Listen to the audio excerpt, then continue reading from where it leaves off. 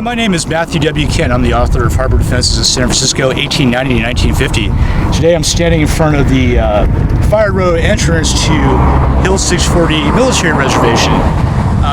We're approximately 8 miles southwest of San Rafael, California, here in Marin County. This original reservation was actually called for in the 1937 Harbor Defense Annexes for the Harbor Defenses of San Francisco. The original requirement was for 5 acres of land to be purchased here at Hill 640 Military Reservation. And actually, the Adjutant General in January of 1939 approved 5.87 acres for the construction of 5 base end stations and 1 SCR-296 radar station. So today we're going to go ahead and take a look at the reservation and its components. Okay, as we make our way down the Hill 640 Military Reservation right away, we're actually going to be coming across the original 1942 construction for a 16-man barracks here on the reservation. Now, this particular barracks was 16 by 33 with mezzanine facilities and bunking facilities for 16 men. These 8 hutments, as the Army called them, were actually approved by the Army back in 1942. Since tents would be visible from air and sea, and it also had individuals actually living in the back of some of these base end stations on the reservation, that it was decided to go ahead and construct permanent barracks facilities for these men at these remote locations. So we're actually going to make our way over down to the location of the 16-man barracks.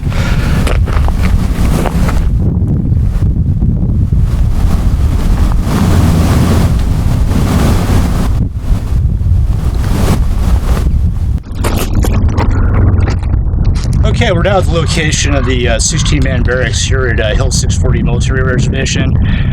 Once again, the barracks was 16 by 33, constructed out of concrete and wood. It was a lean-to roof construction.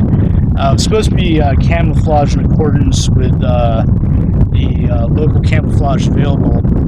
This actually does look like a cut-and-cover type situation.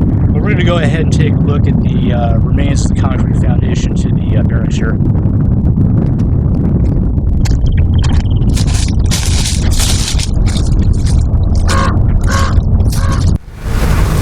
Okay, we're now at the visible concrete remains of the 1942 barracks located here on the reservation. This is all that's visibly remaining of the 16 by 33 barracks. We have a remnants of a concrete platform here, probably for a water heater, and more than likely this recessed area right here was for a shower. Once this reservation was decommissioned in 1948, this structure was subsequently destroyed. We're now going to make our way over to the surface craft detector SCR-296 number 3. It's a dug-in installation here on the reservation, and we're going to go ahead and take a look.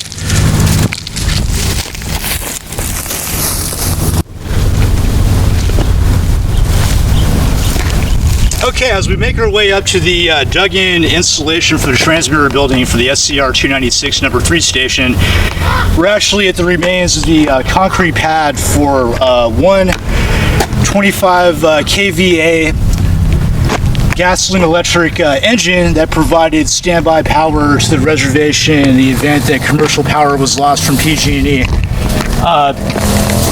Right to the left of this eucalyptus tree used to be actually a telephone pole with aerial wires from PG&E that actually provide a power connection to commercially available power, and in turn that connection made its way over to this powerhouse for the SCR-296 number 3 station. Now, this particular station was not bomb-proof, obviously not dug in, concrete base with corrugated iron and wood construction, and that would have been camouflaged with paint to camouflage it locally from view. Now, once the SCR-296 was decommissioned in 1946, the power generating unit was obviously removed as well. And this would have been constructed in 1944. We're now going to go ahead and make our way up to the dug-in entranceway for the actual transmitter building for SCR-296 number 3. Before we make our way up to the dug-in entranceway for the SCR 296 number 3 station, you can actually see the remnants of various pipe leads here in the handhold cover for the cable leads to the standby power generating unit here for the SCR 296 station. Now, this standby generator was provided with a 1,000 gallon underground fuel tank, and that would have been located a couple feet to the right of this platform, and there's no visible remains or any indication that there's an underground fuel tank still present. So once again, we're going to go ahead and make our way up to the dug-in entranceway for the SCR 296 number 3 station.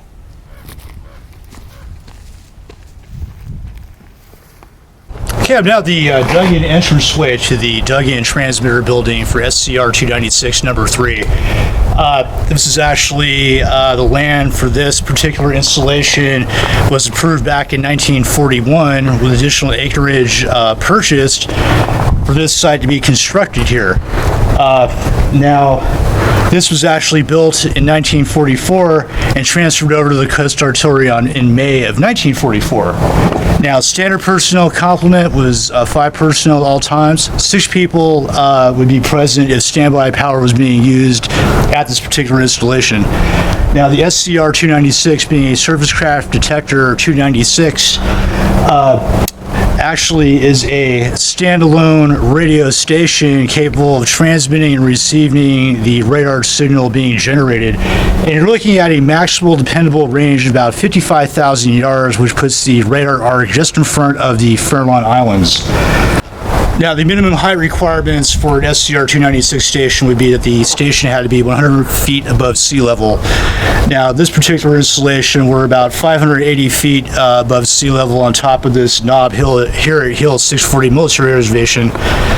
Now, the actual station here contained a 25-foot tower, and that tower would have been camouflaged with paint, trying to blend it in from aerial and seaward view.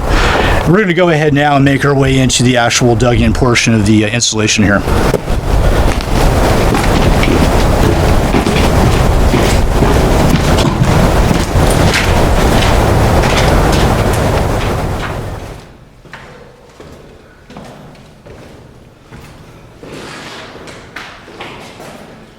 Okay, we're now in the dug-in portion of the SCR 296 number 3 station. This is the actual dug-in portion of the transmitter building. You can still see some of the remains of the linoleum tiles on the floor. This was actually the operations room for the SCR 296 facility. This would obviously, as we said before, represent a complete radio station, and it's also would have repair facilities as well. Standard personnel complement would have been 5 people, 6 standby power is being used. We can still see the original 7 staple ladder type rungs for crew escape hatch here for the dug-in facility. And also on the wall, the front of the entranceway here, we have 2 circular interior vents that provide interior ventilation to the station. Now, if we make our way to the back of the facility here, we can still see the remnants of the cable shades and cable trench, the equipment that would have been housed in this particular dug-in transmitter building. And we also have a junction box back here with several pipe leads, obviously for powering up equipment that would have been housed in this particular facility. And once again, we can see the remains of the linoleum tiles that were actually placed here in 1944. Once again, when this particular reservation was decommissioned, this facility was actually declared obsolete in January of 1946 with all the associated buildings minus the equipment to be retained for future use. We're now going to make our way out of the dug-in facility here and take a tour of the roof.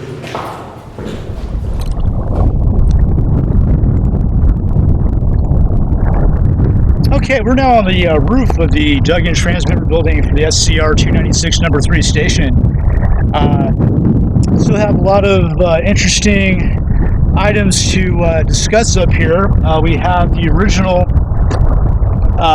steel hatchway for the escape hatch for the crew, and also clearly visible are the concrete pedestals with 2 mounting bolts for a 25-foot tower that would have been mounted right here for the SCR 296 number 3 station.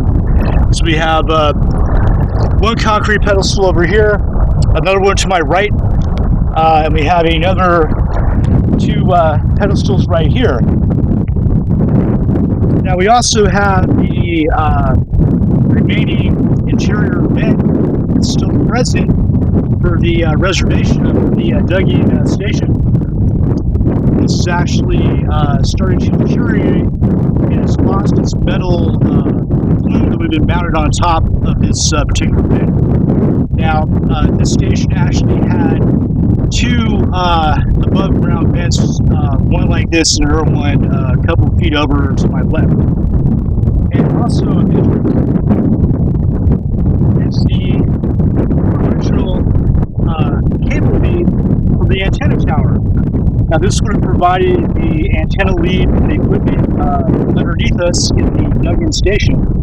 And what was really neat about the line for the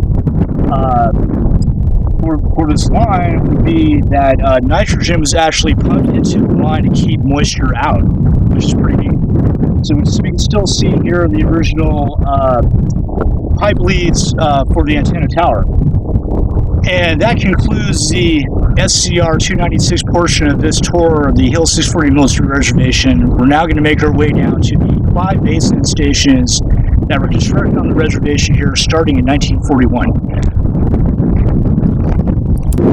Okay, before we make our way down to the 5 basin stations located here on the reservation, we're still standing on the summit of the 640, and this is actually provided with supplementary local armament. Now, this particular reservation was defended with 2 50 caliber machine guns and was designated 50 caliber machine gun position number 5. And one position would have been in front of the transmitter tower, and another one would have been a couple feet directly in front of me. And all that would have consisted of would be a Coleman round foxhole, maybe some sandbags, and a black pedestal mount for a model 1917 Browning 50 caliber machine gun. And once again, there are no remnants of the supplemental local armament here on the reservation. And on that note, we're now going to make our way down to the basin stations here on the reservation. Okay, as we now make our way down to the first basin station located here at the 640 military reservation, we're now at the original B3S3 Battery Townsley. This particular basin station was built and constructed in 1941 and transferred over to the Coast Artillery Corps on November 14th, 1941. Pretty standard here for World War II type construction. We have a 1-inch thick steel dome, and we also have a steel counterbalanced visor that would go ahead and open up the observation slot.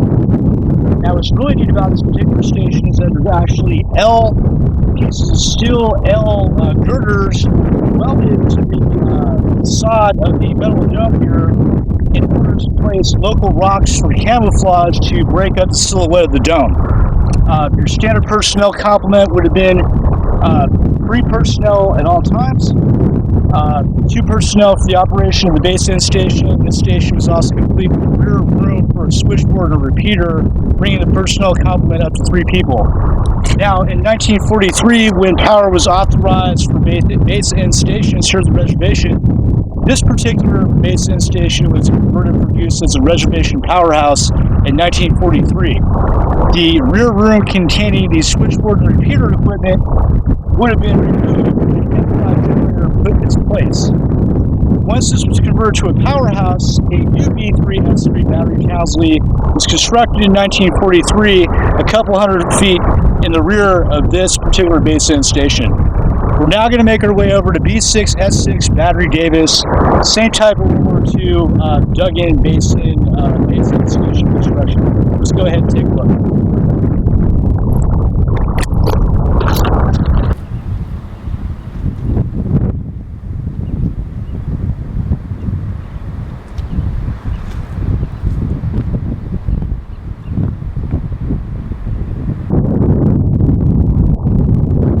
Okay, I'm now standing on top of B6S6 Battery Davis. This was also constructed in 1941. Typical World War II style dug-in basin station. This was also transferred to the Coast Artillery Corps on November 14th, 1941. This particular station has the same features that we just saw at the last one. 1-inch thick steel dome. We have a flat steel lifting eye here for the dome as well. What's really neat about this particular station as well is that metal rings have been welded to the dome here to act as attachment points for local rocks in order to aid in camouflaging this particular dome. The personnel complement here would have been 2 personnel at all times. And it really has a nice commanding view both north and south of the reservation here. We're about 523 feet from sea level at this particular location. What's really neat about the station as well is the metal manhole hatch is still intact. It's actually missing the original counterweight balance that would have been mounted at this point right here. Once again, this was actually built for Battery Davis. We're going to go ahead and make our way up to the new 1943 B3S3 battery counseling.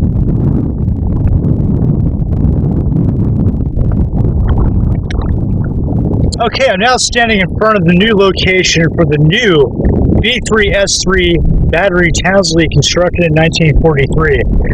Now, once the original 1941 base end station for Battery Townsley was converted for use as a powerhouse, a new standalone observation and spotting station for Battery Townsley, designated B3S3 Battery Townsley, was constructed here. Same type of World War II dug-in base end station type construction, 1-inch thick steel dome. We have a steel observation slot visor, and we also have steel pieces of metal L girders well to the front of the dome in order to aid in camouflage by placing local rocks on top of the dome. This particular station had a personnel complement of 3 personnel at all times, 24 hours a day, 7 days a week. 2 people for the observation spotting station and 1 person for the operation in the rear of the station for the switchboard / repeater room. Now, this particular base end station was actually transferred to the Coast Artillery Corps in August of 1943. And it also has a very commanding view of the coastline here, both north and south of the reservation, as we're 557 feet above sea level. We're now going to make our way up to the last 2 base end stations located here on the reservation that comprise of the last 3 base end stations constructed in 1943.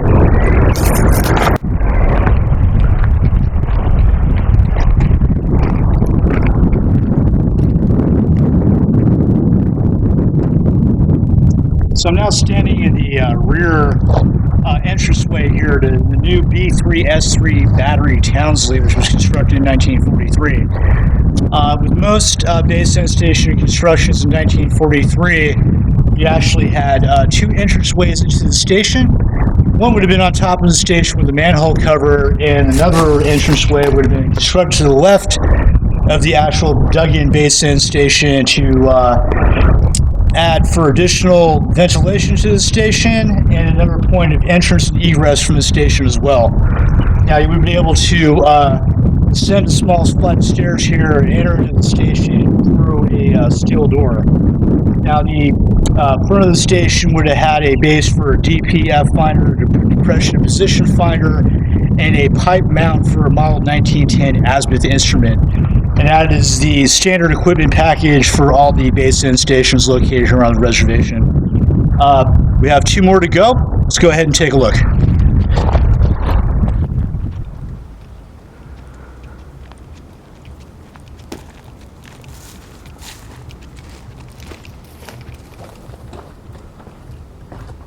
Now, as we make our way up the forward face here at Hill 640 Military Reservation, we're now at our second to last stop. This particular base end station is situated here at 568 feet above sea level.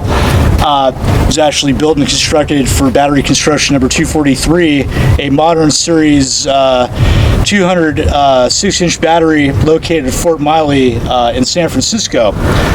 This particular base end station designation was B6S6 battery construction number 243. Again, built in 1943, and this was transferred to the Coast Artillery Corps in October of 1943. Your standard personnel complement would have been 2 personnel at all times, manning a depression position finder and also a model 1910 azimuth instrument. This particular station was equipped with a base for a depression position finder and also a pipe pedestal mount for a model 1910 azimuth instrument. Now, what's really unique about this particular base end station, this is the only non-steel dome station on the reservation. This entire station, dug-in station, was constructed out of reinforced concrete, and thus the roof is constructed entirely out of reinforced concrete. What's really neat about the station is actually we have local rocks from the area that have been cemented to the facade of the roof in order to camouflage the roof silhouette from view. Now, what's also different about this station, unlike the other stations as we previously looked at, is that where the observation slot is here, we actually have 9 individual steel shutters for the observation slot, not one solid steel counterbalanced observation slot visor. So you actually have 9 individual shutters that open and close here. Just like the 1943 B3S3 battery Townsley, this station also has a rear entrance as well. This is the only way to get into the station. There is no manhole hatch cover access on top of the roof. So we'll go ahead and take a look at the rest of the station here.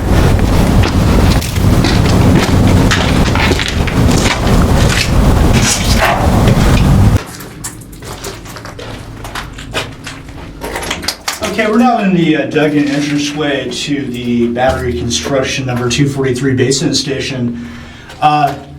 Fully concrete enclosed, reinforced concrete roof here for the entranceway. We also have a circular vent here by the interior doorway to provide interior ventilation to the station. This is actually the original steel door to the entranceway to the reservation. And as with all the base end stations here on the reservation, this is currently sealed. We're going to go ahead and make our way back out of this station and go ahead and take a look at the leftover remnants of what's inside the dome.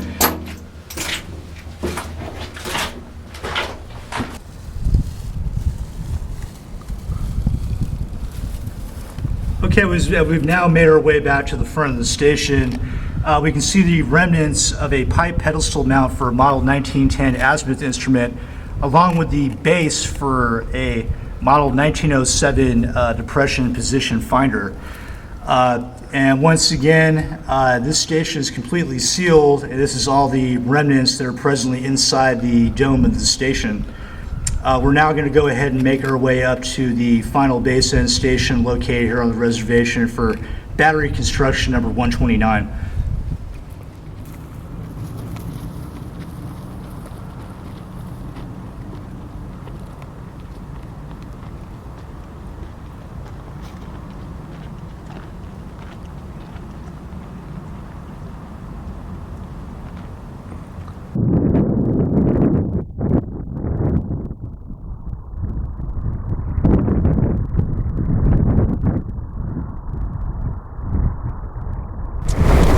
Okay, as we conclude our tour today of Hill 640 Military Reservation, we're now 578 feet above sea level. This is the last base end station on the reservation. This is B3S3 battery construction number 129. Also dug in World War II type base end station construction.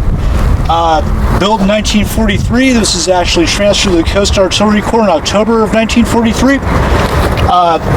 Standard issue here, we have a 1-inch thick steel dome, we have a steel lifting ring, and we also have back to our one-piece steel counterbalanced visor cover.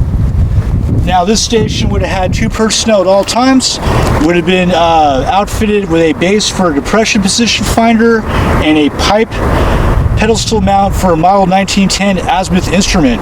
Now what's really interesting about this particular station is that the constructions for battery construction number 129 were never manned. They were actually completed but never manned. The battery itself was deferred from construction in 1942. Therefore, battery construction number 129 on Diablo Ridge at Fort Barry was never armed or completed. Now, what's really neat about this station is that we have the steel manhole cover on top, but with this particular design, there is no steel counterbalance weight on top of the manhole cover. Now, also of interest, since this was built in 1943, this particular base end station also has a dug-in entranceway located to the left of the station.